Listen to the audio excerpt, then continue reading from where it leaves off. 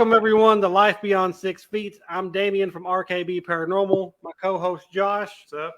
This week, we're doing something a little different. We're broadcasting live from the Old Stone Jail in Franklin, Kentucky.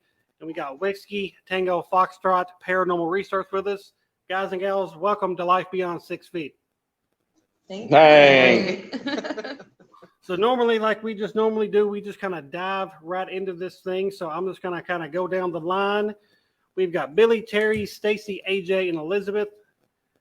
Billy, we're going to start with you, man. How did you kind of get down this paranormal path?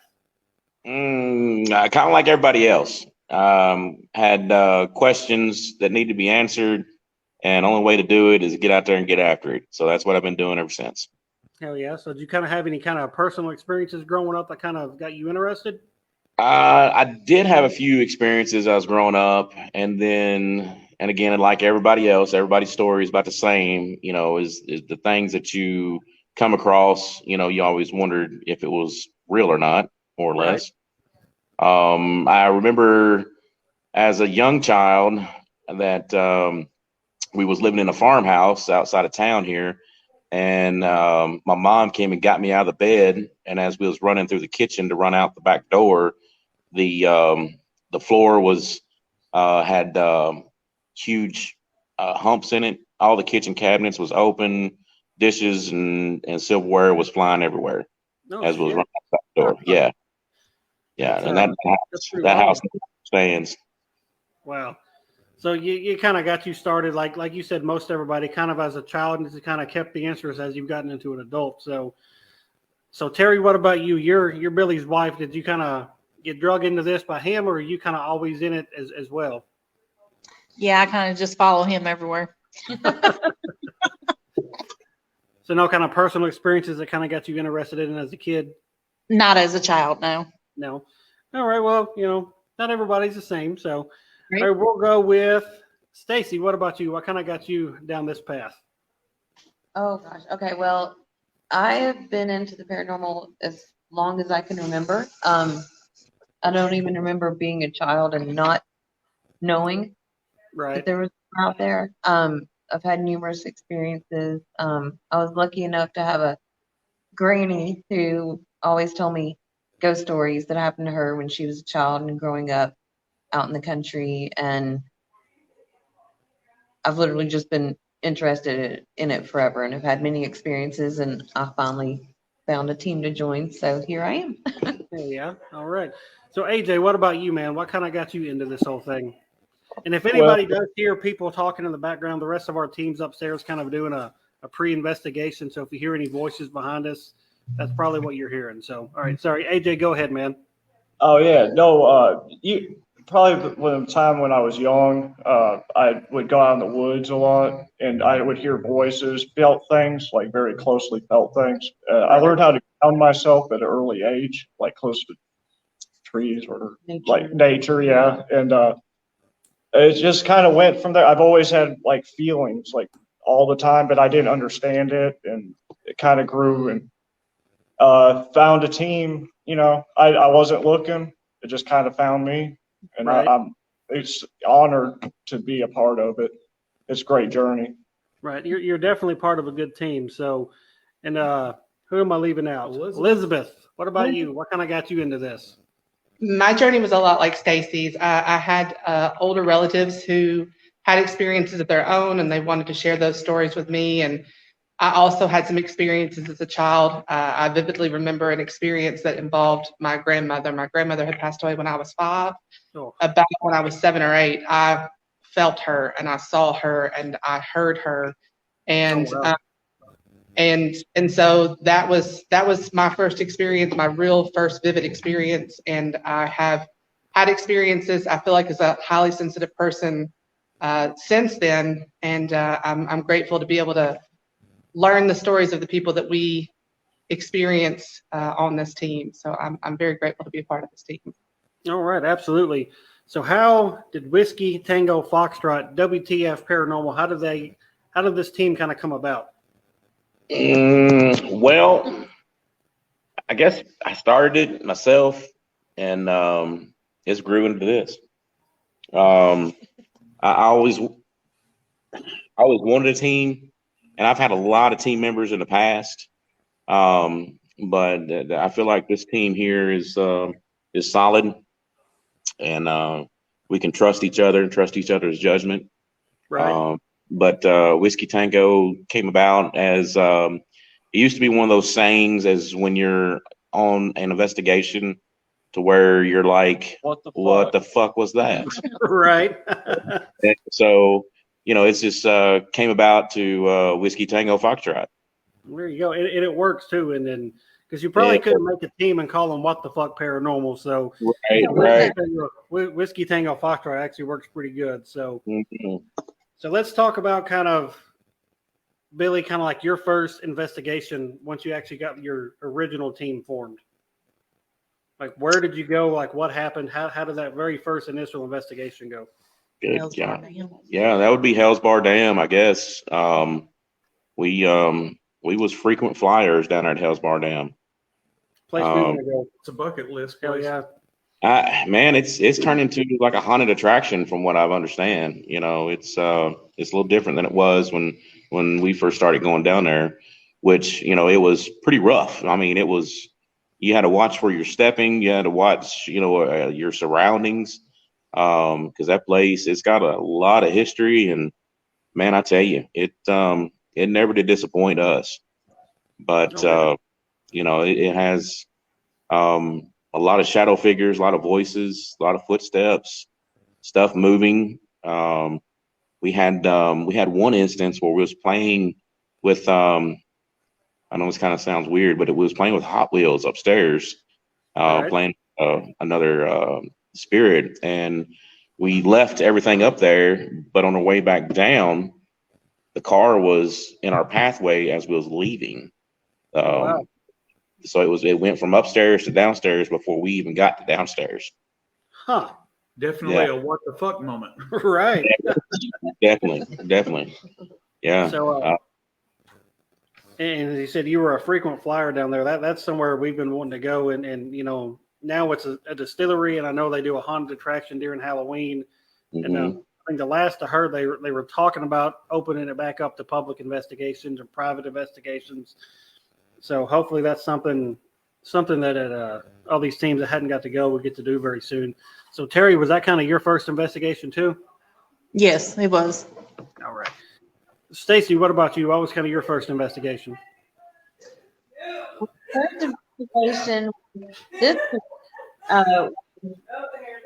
where you're sitting right now, and then we've done Octagon. But on my own, I would just sort of investigate cemeteries and things like that before I had a team to be on. And I'm sorry, kind of Stacey. fun Hang on a second. spots. Josh, is Yeah, everybody okay over something there? happened. Yeah, I think Terry upstairs is messing with some of the girls a little bit. So Somebody yeah, got grabbed. yeah. Okay. Yeah. they were having their own what the fuck moment just then.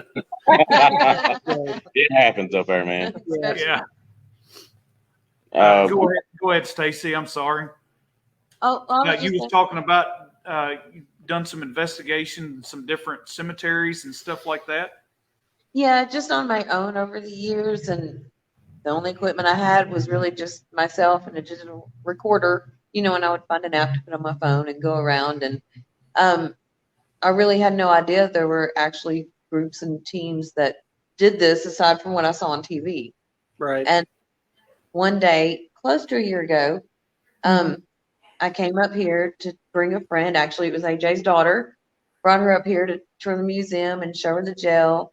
And walking on the way up here, I told her, I said, I really do wish I could find an actual paranormal team to be a part of. We walk in, and it was another gentleman that volunteers here at the museum was giving us the tour. And we go over to the jail, and I start asking all these questions about how haunted is this place, what's happened over here. And he says, well, I got somebody you need to meet. So he brings us across the street. I meet Billy. And he's like, okay, I'll give you the real tour now, like the paranormal tour, So he gives me that, and we all hit it off, and I became a part of this team. Oh, yeah. All right. So, AJ, man, what about you? What was kind of like your first initial investigation? Not with just this team, but just kind of on your own. I got one. It was early on, not that long ago. I was investigating Stones River, Murfreesboro, on my own. and everyone thought I was crazy or whatever. I'm walking out there, I'd get EVPs, and I actually got one. It was like what I would say would be a Confederate soldier or a Union soldier saying it's so cold, which makes sense because the battle happened in winter Right. and everything was frozen.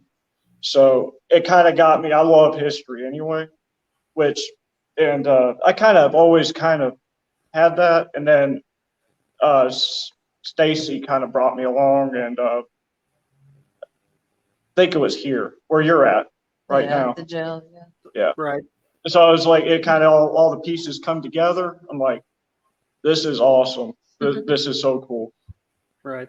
And that's always a good place to do an investigation as a battlefield. That's something we haven't done yet, but it's definitely on the bucket list, like shallow battlefield and stuff like that. So, Elizabeth, what about you? What was kind of like your first initial investigation?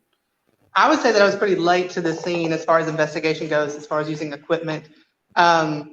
I really hadn't had any experience at all as far as investigating until I encountered this group. And that was probably about 2 years ago, year and a half ago, that I came in, and I worked here at the Historical Society with Billy, and we just started using some equipment here, and that's when I really got my feet wet with it. And as far as my first, I guess, investigation that I got to go to was at Elm Springs. Elm Springs. So I was kind of late to the scene. I didn't have any experience at all until I started working here back in 2020. All right. Now, speaking, we are coming live from the Old Stone Jail. So how, Billy, did you kind of initially get involved at the jail and the Historical Society and all that? How did you get to where you're at now? Well, it took a lot of convincing with the board members to let us even use this place. But they seen that it can benefit them financially. And we've been doing it here for about 3 years. And we're continuing strong. We did about 6,700 last year to help fund a lot of the stuff here at the History Center. And that's just with the paranormal teams coming in, renting time, and also doing a few events every so often. Our meeting is a big hit here when teams can come together and all in one spot and do some fundraising and help benefit this place again. We take care of this place. This is a good spot for people. Absolutely. And so how did you initially find out that the jail was haunted? Just by working here, really. It's either voices, footsteps, or things moving along the floors, and just the actual energy in the rooms. It really kind of sets you on end sometimes. So, I'm a little sensitive to that. So, when I'm here on Mondays by myself working, I got to put my earphones in, because if not, they'll be asking me to go every which way around this place. Oh, wow. Right now, for those who don't really know much about the Old Stone Jail, kind of give a little bit of background. You don't have to go into like the full-blown history, but just kind of little quick history lessons, so kind of people that don't know kind of know a little bit about this place. Well, the Old Stone Jail is actually not the oldest jail here in Franklin. That was built in 1879. It's made entirely of limestone. But there's also a jail that a lot of people don't know about in the history, and it's just right beside you in that brick jailer's residence building. And come to find out, it was built in 1830. The upstairs was a jail cell, and it was the jail cell from 1830 to 1879 until the stone jail was open over there. Wow. Yeah, you may have told us that when we was here last time, but that was a couple of years ago, and I forgot about that. So what's kind of some of the activity other than just kind of, footsteps and voices that you guys have experienced while investigating over here? Well, as you guys seen a while ago, you got your friendly spirit upstairs in the stone jail. He does have contact with women up there. He gets a little frisky up there. He also grabs, touches males also. And then in a few other the cells, the energy is pretty crazy. a lot of EVPs, a lot of footsteps, shadow figures. Over in the Civil War room, what we call it, energy is just too crazy over there. A lot of people can't stay in that room because the energy is so high. And it does a lot of spirit box, spirit apps, anything of that nature. It's really great over there. Any type of K2 meters, mail meters, REM pods, everything gets hit over there. All right. Now, what's Terry's story like? Why is he such a frisky, active spirit? Well, when we first started doing this, we did a couple sessions upstairs, and the women always got touched, and it was just kind of like, hee ha ha, that happened. That's evidence. We just continue on. But the more we investigated, the more physical he got. So the ladies started getting worried, and I started getting worried about it. So I did some research, and I found out that after a few sessions up there through EVP and Spirit Box, that his first and last name. So I did some research on that, and come to find out that he was there on rape charges, and he more or less told us the victims' names in several sessions and how many people that he did that to, so on and so forth. So we actually shut it off upstairs for paranormal teams to go up for several months, almost a year. And then the more we talked to more teams and how their thought was on the process of how we should handle this, because it was getting to the point where we felt really unsafe about it. Right. And so everybody told us, this is what we do. This is what we're here to try to get the evidence, to try to figure out and see who these people are. And so it's evidence. So we left it at that. We opened the place back up for everybody to go up there and have experiences. But we always warn people, you don't go up there alone. If women wants to go up there, this is what's going to happen to you. I can tell you verbatim that this is what's going to happen. And 9 times out of 10, it will happen to you up there. Right. So what about the Historical Society across the road there? How active is that place? It's not as active as the jail, of course. Right. The jail is its own entity over there. Over here, we got a lot of footsteps, a lot of voices. You can hear conversations during the day over here. You hear it back there behind you now? Yeah, I'm hearing some noises in behind us. Yeah. Yeah. Spirit, shadow figures over here.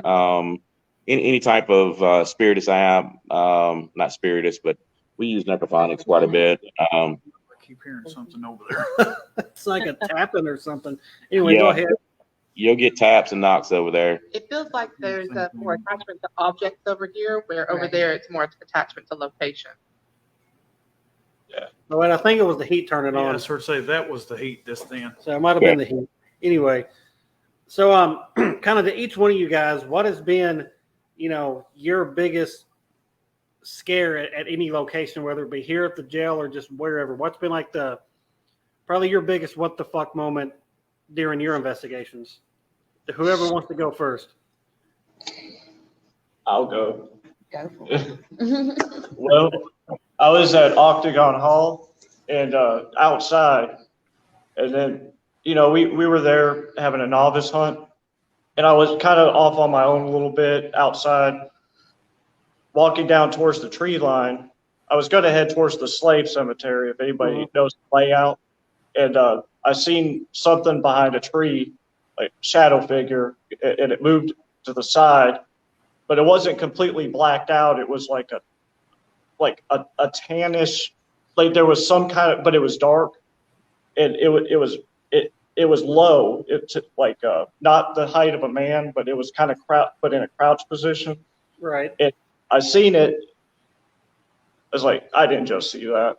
And I was like, what the fuck was that? So I get a little bit down there closer, and ever since then, like when I saw that later on in the night, fast forward, people were seeing movements in the field behind the tree line, like shadow figures, movements. Ever since that, the whole group, everybody had came out of the house, not all at the same time, but everybody was being drawn down there. Huh. And eventually we kind of focused in towards the slave cemetery, and I could not stop looking out in the field. And that night I saw it was a very extremely active, saw some things out there. Possible UFO in the sky. There was all kinds of stuff you couldn't explain for sure. Right. And we had a great night, but it kind of gravitated. But at first I was like, I had to actually sit there and think, I'm not scared. I was fucking scared. And that Octagon Hall, that's a whole other story on itself. And you know, we've been there once, and that was probably our second actual investigation. Yeah. And it was on a novice hunt, but they kind of just let us do our own thing. And shit, we experienced stuff like everywhere. Yeah, the whole night, every location we went, every room, inside, outside, it was very active. You know, hearing growls coming from the nursery closet. Up in the attic. We went up in the attic, me and Josh did, and we heard what sounded like heavy breathing in one of the corners, and it sounded like a wooden chair being dragged across the floor. And it was just that whole place is just hopping with activity. Yeah. And you know, you said UFOs. There's reported UFOs and reports of Bigfoot, and you know, not to mention the mountain lions that they say roam the property. So it was when they told us to you know, the only place to go to have a handgun when you go out on the property. So yeah. That place is pretty wild. So Stacy, what about you? What's kind of been like your biggest what the fuck moment during an investigation? Oh, wow. During an actual investigation. Oh. Now, we did have something strange happen upstairs. Oh, you know, next to where you are at the residence, the jailer's residence. We had a lady named Vicky with us that night, and we were up in the old Civil War room. We had a trip wire set up, REM pods, everything like that. And Terry and I, we're sitting in some fold-up chairs up against the wall, and I've got the doorway going out to the landing and the stairs to my left.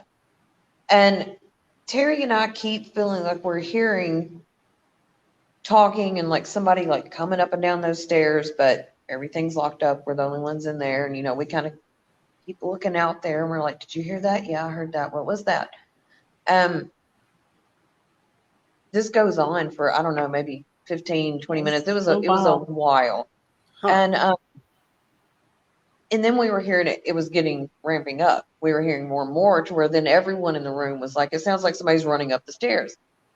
And the lady that was with us, she's like, well, if you're out there, come on in here.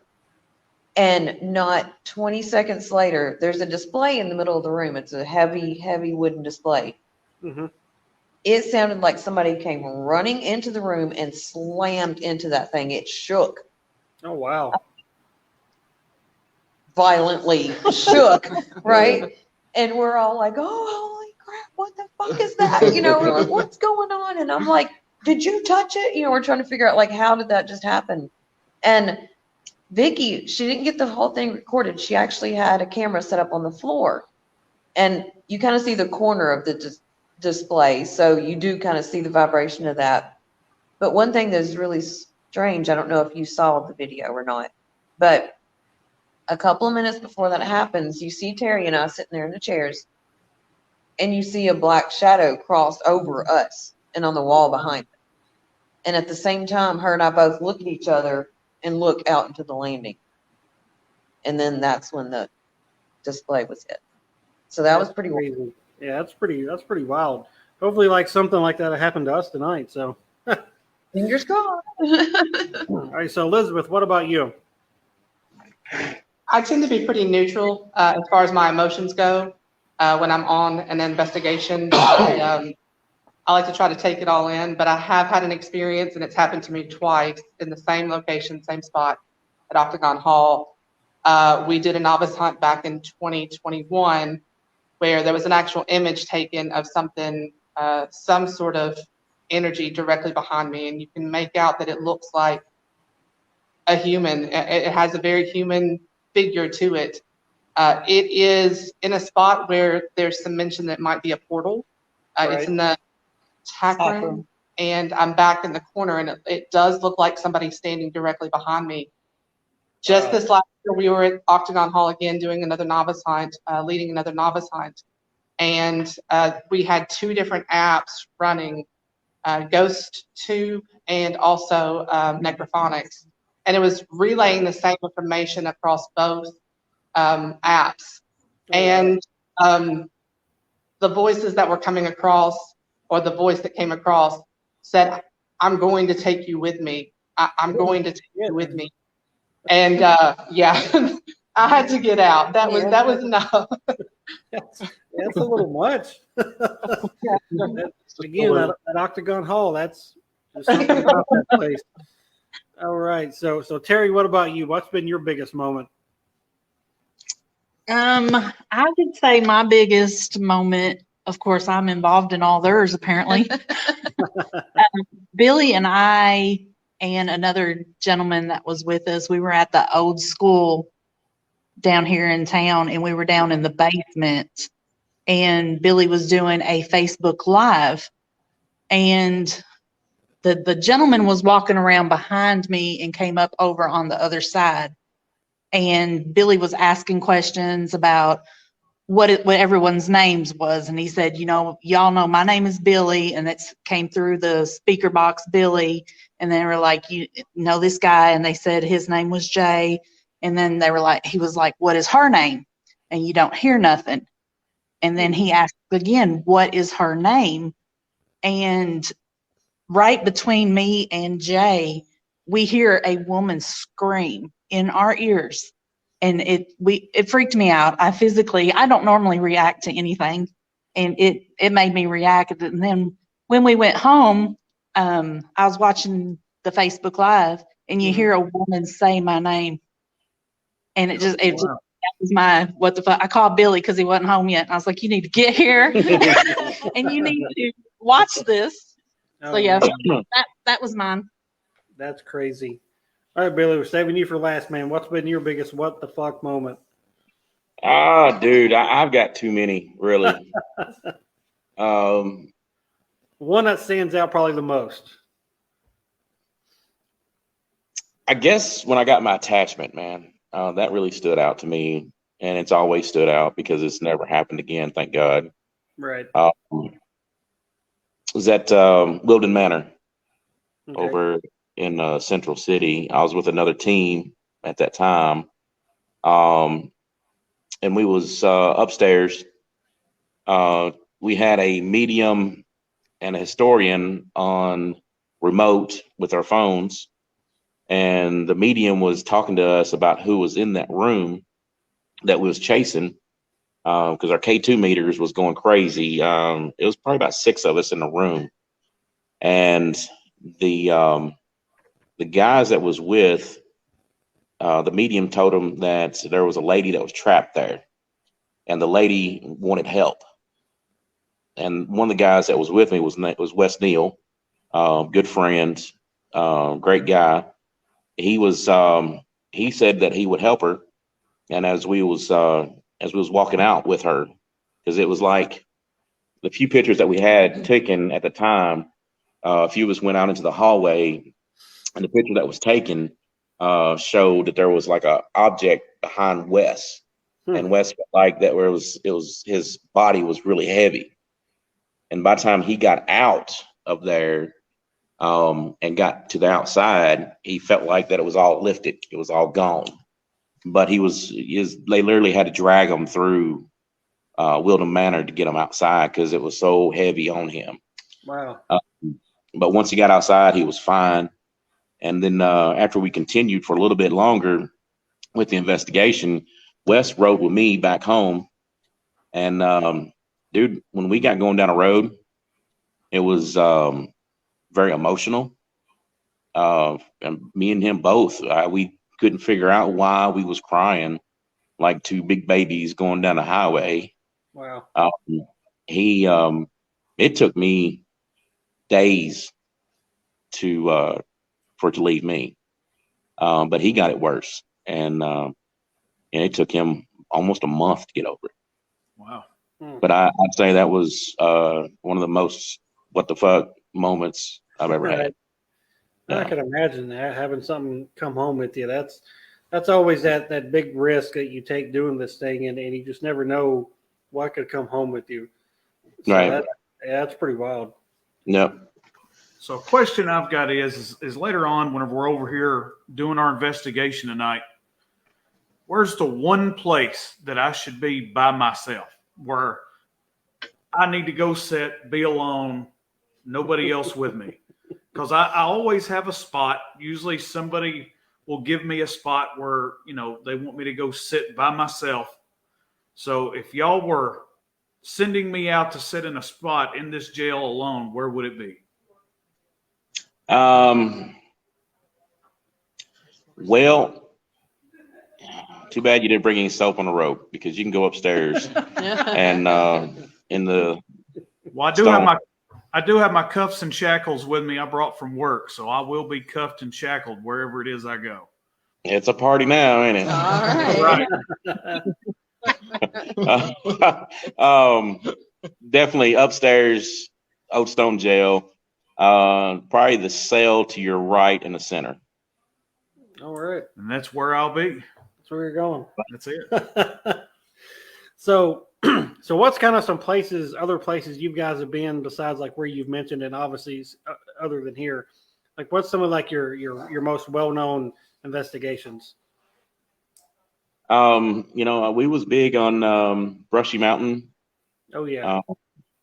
Fixing to head back there. Let's see, like I said, Hell's Bar Dam was a big thing for us for a long time. We ain't been there in a couple of years. Don't like Wilden Manor. We don't want to go back there. We love the Octagon Hall. We love the Octagon Hall. We do. But we got us some new places here in town that we're working on. So we're gonna take heed and try to work on some of those buildings too. Yeah, hopefully you can get that going from what you was telling us earlier, and that'll be pretty exciting if you can get all that put together. So yes. So ultimately, what is the goal behind Whiskey Tango Foxtrot Paranormal Research? Like, what's your ultimate goal for this? For it to continue when I'm gone. I'm kind of on the fence about retiring a little bit, so I'm thinking about handing it over to somebody else. All right. Let them continue. Yeah, I'm sure when that time comes, you'll find the right person to kind of pass the torch to. So, do you guys ever do any kind of like personal residences or anything? You just kind of keep it commercial? Absolutely. We're actually working on one right now, 8 miles out of town here. It's starting to got our curiosity peaked, and I think we're going to hit it about another week from now. Oh, awesome. Yeah, this whole little town of Franklin, it just seems like it's kind of a hot spot for activity. It almost seems like anywhere you look, it's like, man, that place could be hopping with something if we could get in there. So has that always kind of been like the sense, living and kind of growing up here, that this place is kind of like a hotbed for activity? Well, the way I like to describe our town when it comes to paranormal, it's we have this generation and a generation gap to where 20 years ago, let's say, there wasn't a single young person that owned a business here around our square. Right. But now, in this generation, there's more younger business people that's taken over these stores here on our town, to where 20 years ago, the paranormal was like taboo to talk about. They didn't want to say, well, there's something over here in the corner that we've seen, it's moved my coffee pot. I don't have no answers for it, but we don't talk about it. To where today, paranormal is in, where if somebody has a trouble, having problems, they're quick to say, hey, we thought that was a ghost, so let's call somebody. Right. So it's the generations has changed, and people are more open-minded to ask for help now. Absolutely. Oh, yeah. And I guess you can kind of thank a lot of the ghost shows for that stuff too, even though a lot of that seems over dramatic, Dramatized. and some of it's probably a lot of it's probably fake, but you kind of got those shows to kind of thank for that, because if it wasn't for those shows, a lot of us may not even really be doing this right now. Yeah, And there's not very many shows that I have stock in, so to speak.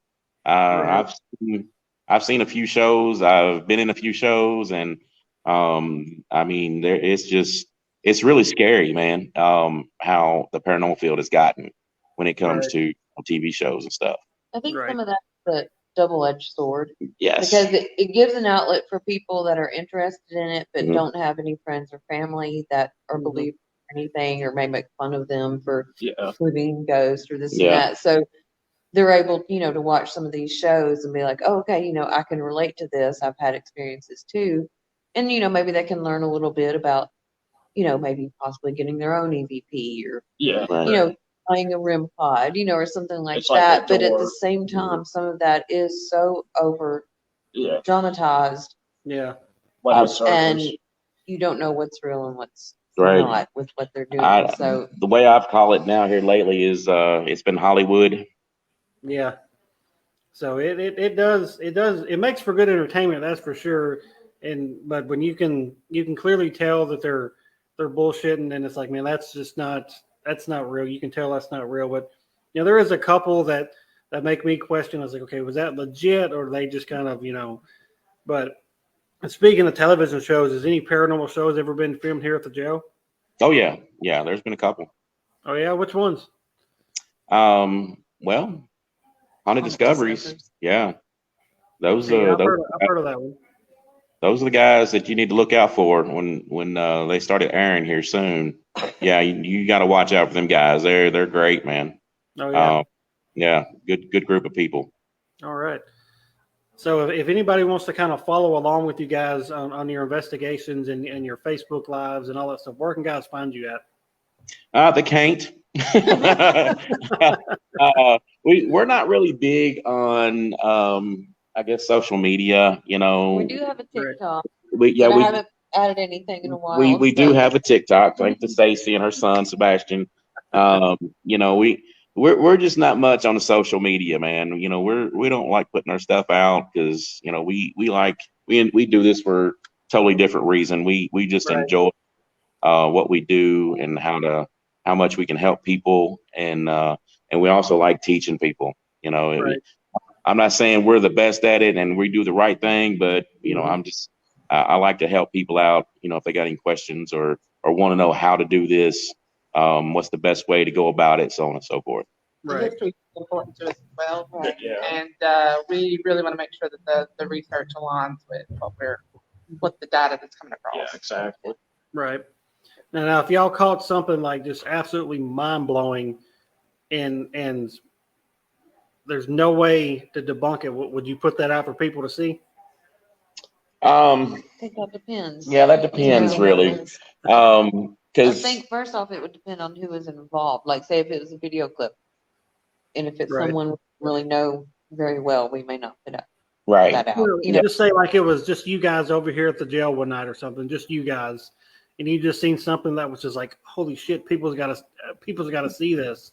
Would you want to be willing to put it out there?